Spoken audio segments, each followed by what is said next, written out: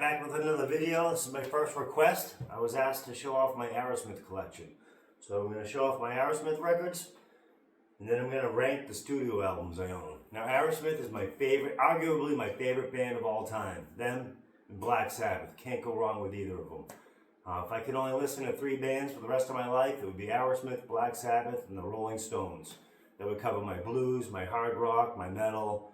I would still be missing a little of the heavier metal, thrash or whatever, but Sabbath still had some pretty heavy shit.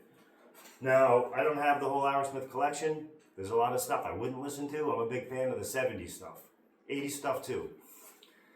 After that, they kind of lost me. I did like 9 Lives at the time when it came out. It had a couple good songs. To me, it didn't age well, and I probably would never play it. Then they had what? Music from Another Dimension was trash. Just Push Play was trash, in my opinion.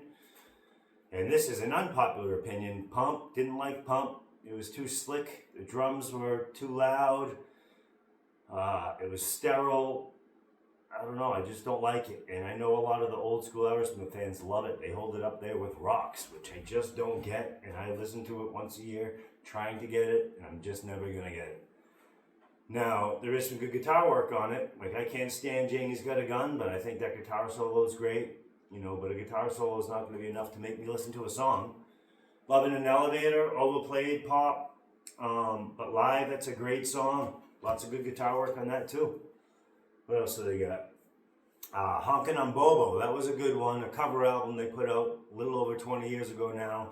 All blues covers. If I ran into that one somewhere, I would buy it.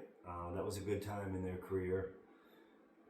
Their new one with Youngblood, not buying it. Not listening to it. I listened to the first song and it was complete dog shit, I thought.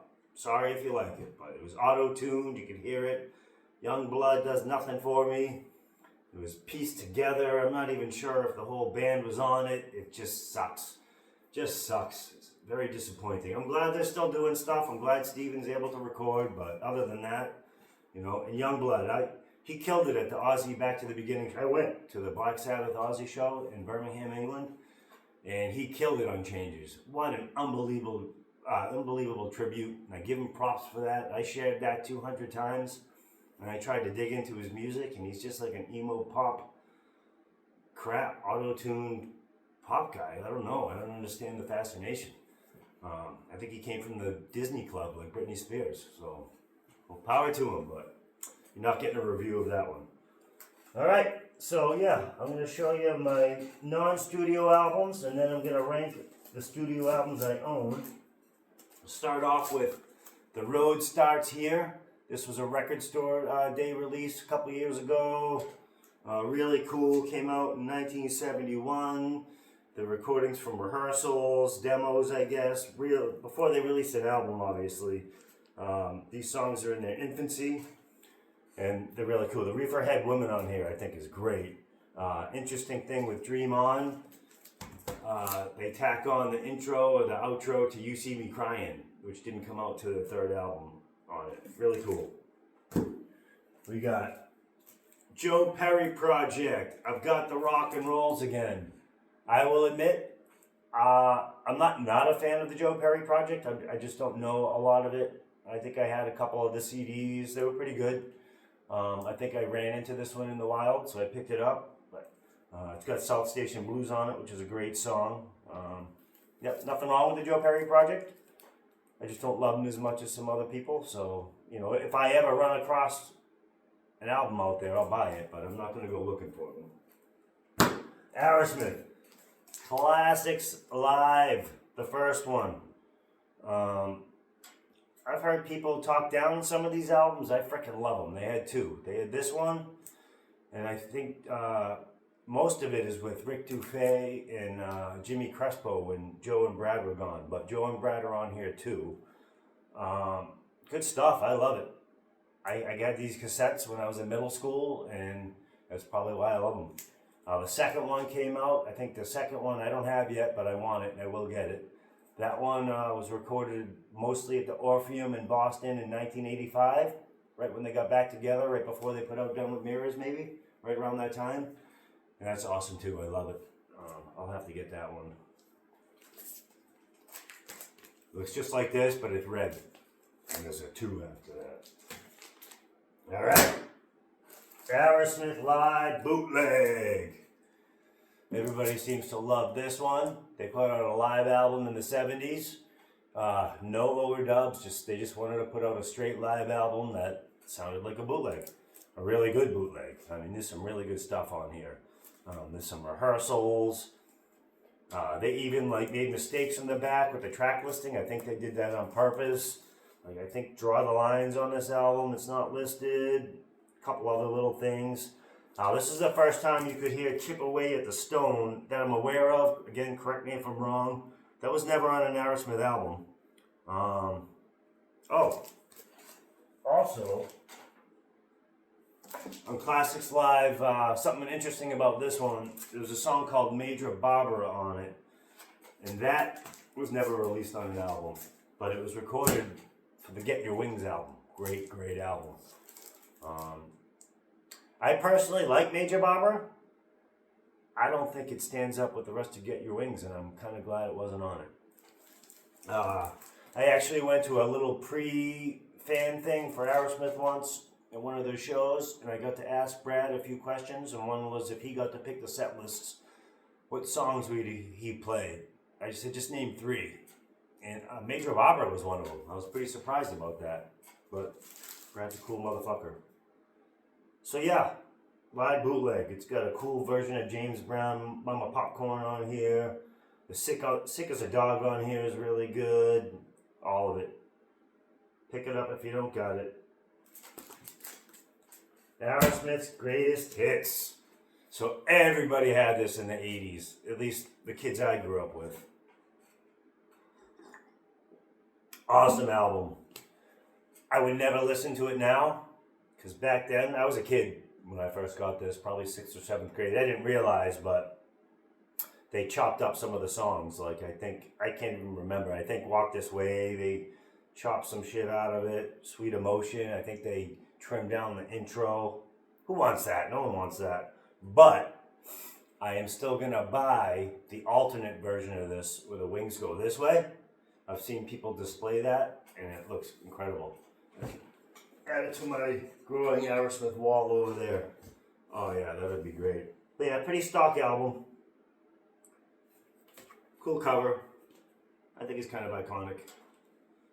Alright. Now I'm going to rank the solo on the studio albums that I own. We're going to start off, and I like all these albums, so just because this is the lowest on the totem pole doesn't mean I don't like it. But, Done with Mirrors. I think it's slightly overrated. They had Ted Templeton, I think was his name, produce it. He produced all the Van Halen shit back then, and Van Halen was the biggest rock band in the country, in the world probably. So I think they were chasing some of that, and that doesn't really work with Aerosmith. It kind of sounds a little demo-ish. Yeah, I don't love the production. They printed everything backwards. I don't remember, it's supposed to be an innuendo for being off drugs, which they weren't, but Done with Mirrors, done doing coke on mirrors. I don't know, it could have been a rumor. Interesting cover. But yeah, it has Let the Music Do the Talking on it, which was a Joe Perry Project song. Now, another unpopular opinion, I love the Aerosmith version more than the Joe Perry Project version. I heard the Aerosmith version first. They used to play the video in the Headbangers Ball. But, fans that heard the other one first probably like that one better. Favorite songs on this, Let the Music Do the Talking, My Fist Your Face, The Reason a Dog's Good. That's just side 1. This is missing. Oh yeah, so the song I really like is The Darkness, or Darkness.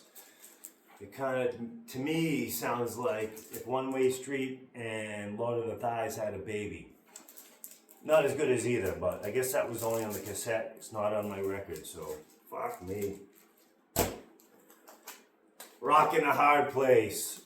Love this album. This is when Joe and Brad split. It's not a highly regarded album. A lot of people do love it. Brad is on one song called Lightning Strikes, and that song rips. What a great riff. Bitches Brew is awesome. Jailbait, Cry Me a River, Joni's Butterfly. I mean, it's all good. Push Comes to Shove, I love it. Steven's voice is so raw and scratchy. I think this was probably when he was at the heights of his heroin addiction. I've seen some videos around that time, home videos, and he was a mess. But it made for a good album. All right. Draw the Line, maybe their coolest album cover. I should have busted it out. I drew this in like middle school or high school. Yeah, I love Draw the Line. A lot of people didn't like it. It got hammered in the press, bad reviews. You know, fuck the press. But the song Draw the Line is a classic. It's still a staple at the shows. I Want to Know Why. Bright Light Fright. Cool Joe Perry song Kings and Queens, one of my all-time favorite Aerosmith songs. Sight for Sore Eyes, cover of Milk Cow Blues. Draw the Line. Toys in the Attic. So I think this is usually a little higher on people's list. It's not higher on mine, but still a great album. It has Sweet Emotion and Walk This Way, two of their most overplayed songs. I do not get sick of either of them, especially Sweet Emotion. Big 10-inch, Adam's Apple's a cool song. Awesome album. You See Me Crying, cool ballad. I don't know. Uncle Salty, it's alright. No More, No More is probably one of the best songs on here. Round and Round, another Brad song. Nice heavy riff. Toys in the Attic. Up next, some people might be surprised. Aerosmith Permanent Vacation. I know there's fans that like, a lot of fans that just like first generation Aerosmith. That pretty much dies with them with the Mirrors. This is the first one after when they started bringing in outside writers. Again, I was probably in 7th or 8th grade when this came out, and I freaking loved it. I think the songs on here are great. The guitars, it is a little polished. It's not as polished as the stuff later. Steven's voice is still raw and great. Hangman Jury, I don't think they've released a song better than that one since, if that makes sense. I don't think they've released a song as great as that since. Some of the lyrics are a little tongue-in-cheek and cheesy. This is when he started with a lot of the sexual innuendos and love songs. I think some of that had to do with the outside writers, but I still love Hearts Done Time and Magic Touch. I know people shit on Ragdoll, but I like it.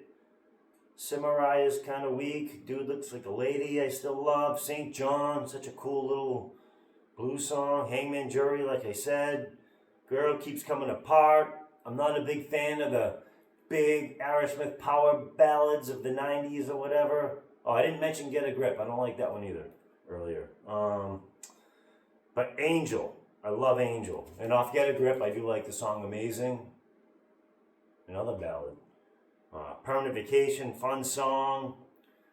I'm not trying to offend anybody, but I'm not the biggest Beatles fan, but I love this cover of I'm Down, and it closes out with the movie. Just a weird thing. I think Tom Hamilton's like a spoken word, fucking little weird outro. Love the cover. Black and red is my favorite color combination. I don't know if that's part of it, but Permanent Vacation. If you don't know it, give it a try.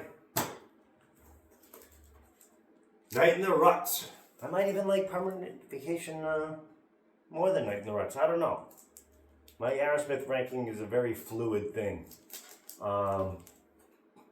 This was a great album. This is when they were falling apart in the 70s. I think Joe may have not been on every song. 1 or 2 songs. They might have had Jimmy Crespo come in. I'm not sure. Again, if anybody knows, let me know. It had the cover of, I think it had 3 covers on here, which shows they might have been, running out of creativity, and they just kind of had to throw some shit on. So yeah, Walking in the Sand was a cover. Reefer Head Woman was an old blues cover. They made it their own. I love the Aerosmith version. And I think About It was a Yardbird song. Let me know. Yeah, Cheesecake, love that song. Love the riff. No Surprise, awesome, awesome song. 3 Mile Smile. Chiquita, love it. Bone to Bone. Coney Island Whitefish Boy. So if you don't know what a Coney Island Whitefish Boy is, or a Coney Island Whitefish, apparently a lot of people used to bang down in Coney Island on the beach, and a Coney Island Whitefish was a condom that was floating around. The back, they have Tom's foot over there, so it says right in the nuts. Get it? All right. What do we got next? We got Rocks.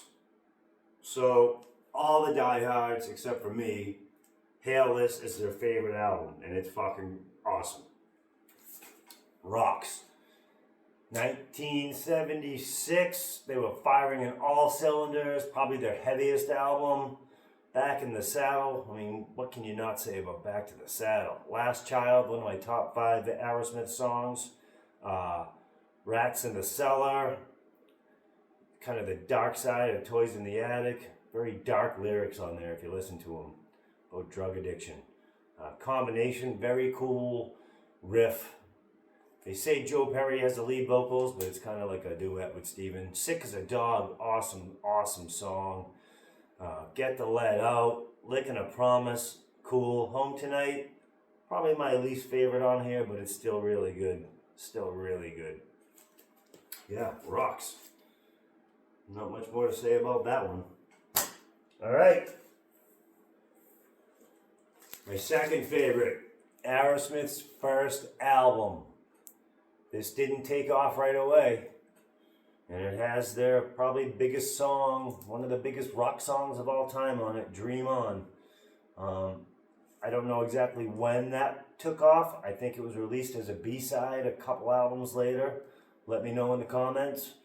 But yeah, I don't think this one hit me right away, and I hear that from a lot of people. It just sounds different. They were still raw. Steven uses more natural voice, or some people say not natural. I think he said he was trying to sound like the old soul singers, just using a deeper voice. But it's awesome. I love it. Make It, awesome opener, great opener for a show. They're going to make it no matter what they do. Somebody, awesome. Couple guitar harmonies in that. Like, for people that age to write this album, it's just amazing. Dream On, like, come on. One Way Street and Dream On is both in my top 5 Aerosmith songs. Probably my top 2, I don't know. One Way Street, if you haven't heard that, please, please, please listen to it. It is just amazing. Mama Can, I hate to admit it, but I heard Guns N' Roses' version before Mama Can's version, and I think I like Guns N' Roses' version better. I hate to say that. I think that's the case. I don't know. Probably not, because I had Gems, I think, before Lies came out. But I don't know. We'll move on. Write Me, cool song. That one took me years and years to really resonate. My cousin Dave actually turned me on to that one. Moving Out, probably again in my top 5 Aerosmith songs. There's a little psychedelic breakdown in the middle of that. If you ever get a chance to listen to the alternate version, it was on, what was it? Oh shit. Pandora's Box. It was like a 3-disc, 3-vinyl set with a bunch of outtakes and B-sides, kind of a greatest hits. They like that little outtake is twice as long in that, and I love it. Awesome. Walking the Dog, again, it's a cover, but still in my top 5, 10 Aerosmith songs. I don't know how many I can fit in the top 5, but I can fit a lot. Love Walking the Dog. All right. Number 1 coming up. Love it so much, I got 2 of them. Get Your Wings, 1974, the year I was born. Awesome. Yeah, this is absolutely my favorite Aerosmith album. I get one from the 70s. I get one. This one came out in the 2000s, I guess. I just wanted one of the originals.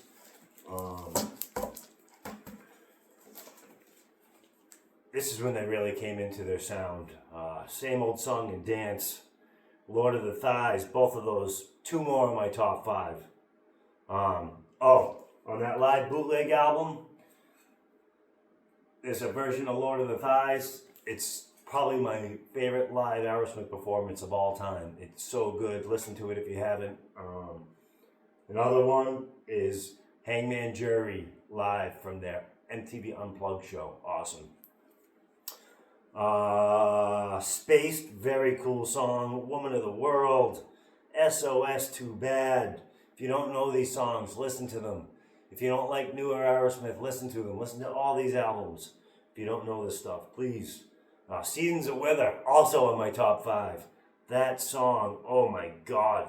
Just the vibes. It's just this melancholy, amazing song. We'll never get sick of it. And it closes out with Pandora's Box. So yeah, there it is. That's my collection. There's a couple more I would like. I didn't mention it, but if we go back to the live bootleg, I think they released a few different covers of these. They had a few different covers. One has the actual Get Your Wings logo on it, and that would be cool to have. The old bat wings has that on it. Yeah, I want the Classics Live 2. I want the alternate greatest hits. I wouldn't mind having, I'm sure there's bootlegs out there, the MTV Acoustic Unplugged show. That was awesome. Live at Mamakin's in the 90s is another one of my favorites. Probably forgetting something here.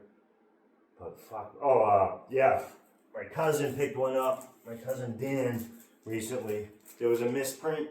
I don't have it on, I think the first release of Walking the Dog, and the first Aerosmith album, and they misprinted Walking the Dog, so it says Walking the Dig.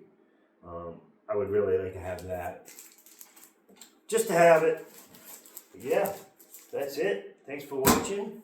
I want to give a shout out to the Aerosmith message boards, Aeroforce 1, 2.0. A lot of cool people over there. Been chatting with them about Aerosmith for years, back in the old Aerosmith message boards. That one disbanded at one time. There was just a lot of drama and it wasn't worth it.